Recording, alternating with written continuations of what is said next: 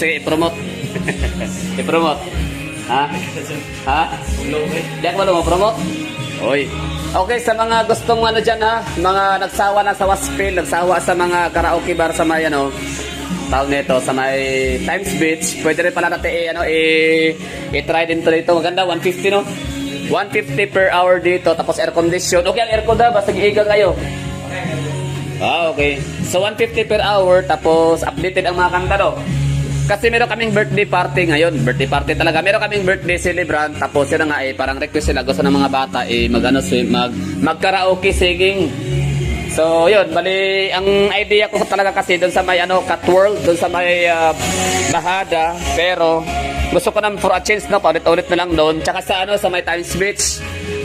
Pero gusto ko na mabago naman ulit. So ito one time parang napunta na ako dito minsan, like ewan ko ilang buwan na nakalipas noon. So yun, coastal road pala yan sa labas. So magkano to dito, Koy? So 150, tsaka pila ni Dre. 200.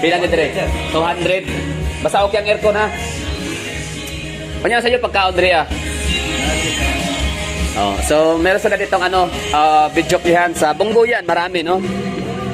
Dating Bungguyan na mga warfare, mga nagsasaksakan, mga riot, mga dating may mga gulo. Ito na ngayon ang itsura no. Wala na yung mga nakasanayan nating mga hitsura. Ito na yung lugar sa loob. Yung iba pinagbabaklas na, pinagtatanggal, dinimolish. Tapos may mga bago na mga ganito na mga dito, establishments. Pero ngayon dito tayo pumunta kasi nga sabi ko sa inyo na for a change, puro na tayo Rojas Avenue. I-try na rin natin magbungguyan. Pero ang bungguyan bagong bihis ito mga hagala. So bagong bihis ng bungguyan for today's video. Wala na yun dati no. So panigurado maraming mga makakarelate sa lugar na to. Maraming mga nakakaalala sa mga experience. Ako meron din no. Okay, pagkain nila is ito meron silang pulutan. Mura lang, pinakamahal 220 pesos pork sisig. Ito dalaon na no. Sige A few moments later. Ayan meron pa rin namang mga dito, inuman. Pero syempre yung mga disco gaya dati, wala na talaga siya. Ito na yun panibagong bihis ng Bungguyan part 2. So kung doon sa pinuntahan natin kanina is mga more on kain-kain, para banding yung pamilya dinner date pwede doon. Tapos after mag-dinner date pwede rin mag-inuman. Kaso nga lang may doon mayroong mga banda-banda doon, tsaka walang karaoke. Tapos naman sa kabila, sa may Masing, pwede rin kayo doon, may mga pagkainan naman doon. Tsaka mayroon namang mga videoke din, parang per table, hindi man per table, pero parang portion, no? So dito sa bungad, mayroong videoke doon sa itaas, mayroon din karaoke. Tapos sa likod, mayroon din karaoke, tsaka mayroon din banda. Pero dito iba, talagang VIP talaga siya, VIP. Ibig sabihin yan na kung wala kayong confident na kumanta na madidinig ng maraming tao, so itong lugar na to is para to sa inyo para sa mga introvert mahilig kumanta pero walang confident na marinig or mahihiyang marinig gusto talaga yung yung sa looban. So VIP meron sila dito. Papakita ko sa inyo ha.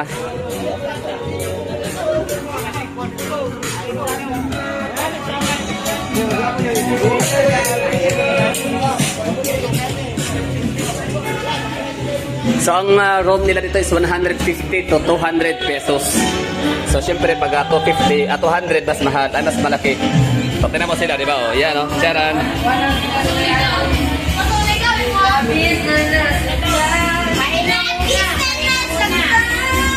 Hindi naman talaga required na mag-order ng mga alak inumin. So pagkatapos kami kumain dun sa kabila kanina, dito kami rekta.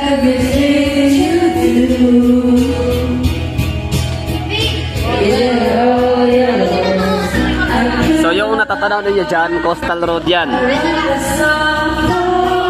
Tapos ito naman yan, kabila. Yan yung kanina pinuntahan natin.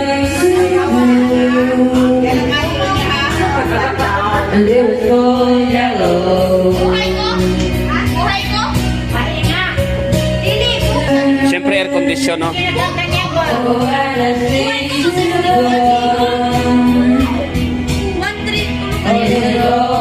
A few moments later.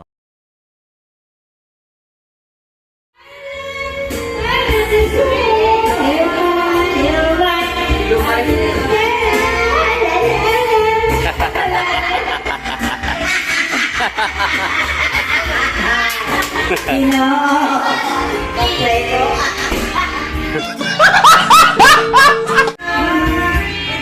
never be.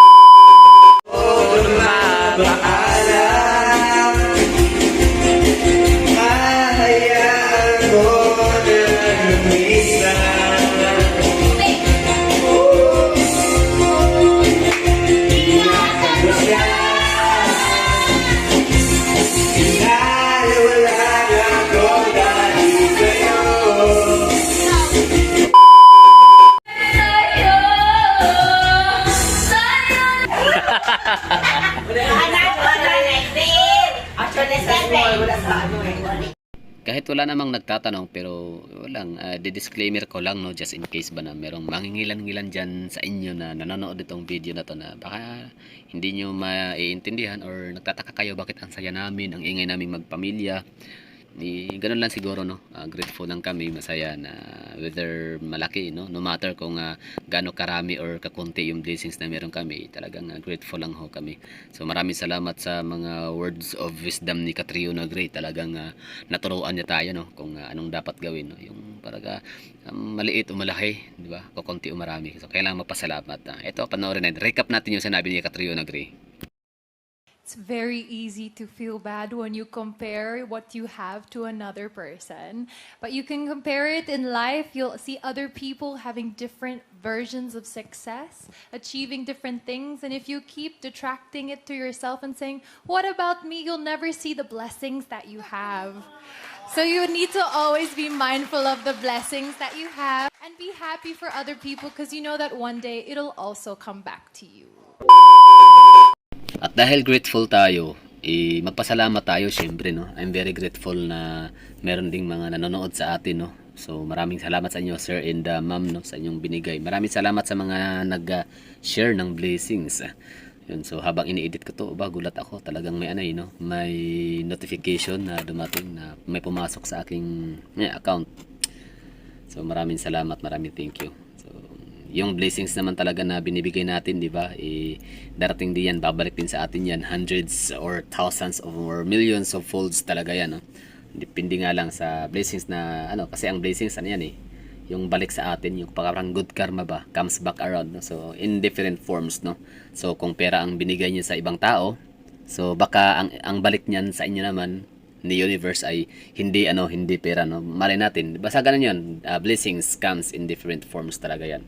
So maraming thank you sa nagbigay at maliban sa mga nagbibigay ng mga any amount no, kahit di naman ako nanghihingi pero siyempre pasalamat to talaga no, siyempre kumbaga hindi natin yan pwedeng kalimutang pasalamatan.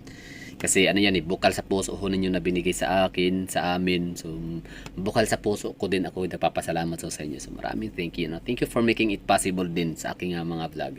Tapos ngayon, maliban sa inyo, papasalamatan ko rin syempre itong mga na-encounter natin. Every time talaga ako sumasakay ng taxi, sumasakay na kumakain, di ba? Sa mga restaurant o kung saan man. Basta yung serbisyo talaga na binibigay din sa atin ng mga empleyado, ng mga crew, ng mga may-ari. No? Talagang nagbibigay talaga natin ng compliment kahit barya-barya lang yun, sobrang saya na nun na kumbaga in return, although trabaho nila yun, that's their responsibility talaga na maging approachable, maging masipag sa kanilang trabaho, tapos para ma-please tayo ng mga customer nila, mga clients, pero still kumbaga word sometimes is not enough, di ba no? So mag-compliment din tayo any amount. So ngayon dito sa part na to, hindi ako nakapagbigay ng ng extra tip, kaya ganito na lang, pasasalamatan ko ulit itong si iBox no, VIP. Shout out sa may-ari nitong VIP box sa may Bungguyan, sa may Matina Aplaya, Davao City no. Napakahusay ho ninyong pumili ng mga tao. Bibigyan ko talaga ng excellent grades itong dalawa mong empleyado dito. Itong naka number 4. Yan no, ang bilis niyang magbigay ng yelo, ang bilis niyang magbigay ng tissue. Ang bilis niyang mag-deliver ng mga red doors, mga ganun. Basta ang sipag. Partita, ang dami namin ha. Tapos dalawa lang sila. Dami namin. Maraming halos occupied lahat ng VIP rooms nila. Tapos yung sa labas pati no, may mga nagiinuman din. Basta dalawa lang sila. Sabi ko nga bakit wala silang kasama? Ganun daw talaga no. So dalawa lang sila. Itong isa naman, ito naka nakaitim, ano yan, kusinero. Basta magaling sila magluto, sobrang ano. Hindi man ako nakakain ng mga niluto na kasi nga sobrang bundat na nga kami. Doon pa lang kila Dampa sa Bungguyan, no? Kila John Bungguyan. Abay, busog na, hindi nga namin talaga na naubos, pero tinake home namin ang mga pagkain na in-order namin. Kaya yun, meron na kaming pampulutan. Tapos, pero meron sila pulutan available talaga. Sobrang yung nilotong sisig, hindi ko lang talaga na-videohan, no? Legit sila magluto. At ang sipag. Tapos ang bait, no? Parang wala kang makita ang parang nakasimangot. Kahit pa sobrang gabi na yun, no? Pagod na sila. So yun, pag gusto nyo mag-karaoke fun, videoke fun, pang barkada, pang pamilya, pang sports pa. So VIP box is highly recommended dito sa may Bungguyan Beach Resort sa may Matina Playa, Davao City. So maraming salamat, maraming thank you, no, sa inyong ang galing, no? Ang napaka-excellent job talaga, napaka-excellent na serbisyo publiko. Serbisyo publiko. Napakalaking tulong talaga, no, nung makita ka ng mga customer ba na kayong mga server mabait. Kaya kami mga guest, kami mga customer, feel at home at komportable. I-promote. Ha? Ha? Di ako mo promote? Oy. Okay, sa mga gustong dyan, ha, mga nagsawa sa mga karaoke bar sa may tawag nito sa may Times Beach, pwede rin pala natin i-try din dito. Maganda, 150, no? 150 per hour dito, tapos air condition. Okay ang aircon na, basta giiga kayo. Okay. So 150 per hour, tapos updated ang mga kanta, no? Kasi meron kaming birthday party ngayon. Birthday party talaga. Meron kaming birthday celebrant. Tapos yun nga parang request sila. Gusto ng mga bata mag-karaoke singing. So yun, bali ang idea ko talaga kasi doon sa may bahada, pero gusto ko na for a change, no, paulit-ulit na lang doon. Tsaka sa may Times Beach. Pero gusto ko na mabago na maulit. So ito one time parang napunta na ako dito minsan, like ewan ko ilang buwan na nakalipas noon. So yun, coastal road pala yan sa labas. So magkano to dito, Koy? So 150, tsaka pila ni Drea? Pila ni Drea? 200. Kanya sa iyo pagkaon, Drea? Oh, so meron sila ditong videokihan sa Bungguyan, marami, no? Oh, dating Bungguyan na mga warfare, mga nagsasaksakan, mga riot, mga dating may mga gulo. Oh, ito na ngayon ang itsura, no. Wala na yung mga nakasanayan nating mga hitsura. Oh, ito na yung lugar sa loob. Yung iba pinagbabaklas na, pinagtatanggal, dinimolish. Tapos may mga bago. May mga ganito na mga dito, establishments. Pero ngayon dito tayo pumunta kasi nga sabi ko sa inyo na for a change, puro na tayo Rojas Avenue. I-try na rin natin magbungguyan. Pero ang Bungguyan, bagong bihis ito mga hagala. So bagong bihis ng Bungguyan for today's video. Wala na yun dati, no? So panigurado maraming mga makakarelate sa lugar na to. Maraming mga nakakaalala sa mga experience. Ako meron din, no? Okay, pagkain nila is ito, meron silang pulutan. Mura lang, pinakamahal, 220 pesos pork sisig. Ito, dalaon na, no? Sige.